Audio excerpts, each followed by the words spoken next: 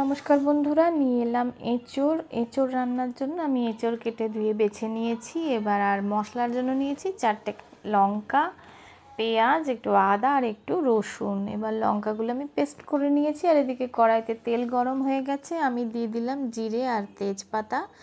জিরে তেজপাতাটা পুড়ে গেলেই ছেড়ে দিলাম এঁচোড়গুলো বেশ একটু ভাজা ভাজা হবে। বেশ ভাজা ভাজা হবার জন্য আমি এঁচোড়ের মধ্যে দিয়ে দিলাম লবণ আর হলুদ। লবণ হলুদ দেওয়ার পর এঁচোড়টাকে বেশ একটু সময় ধরে কষাতে হবে ধিমে আঁচে। তাহলে এঁচোড়ের জলটা মরলে তারপরে আমি দেব মশলা। আমি যে লঙ্কা, পেঁয়াজ, আদা, রসুনটা পেস্ট করে রেখেছিলাম সেটা আমি দিয়ে দিলাম।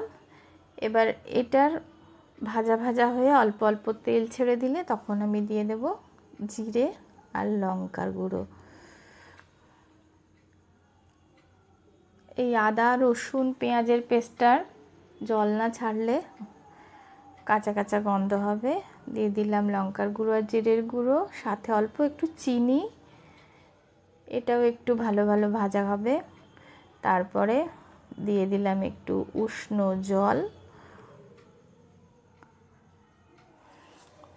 জলটা ফুটে উঠলে ঢেকে দিতে হবে। ঢেকে একটু আঁচটা ধিমে করে দেবেন।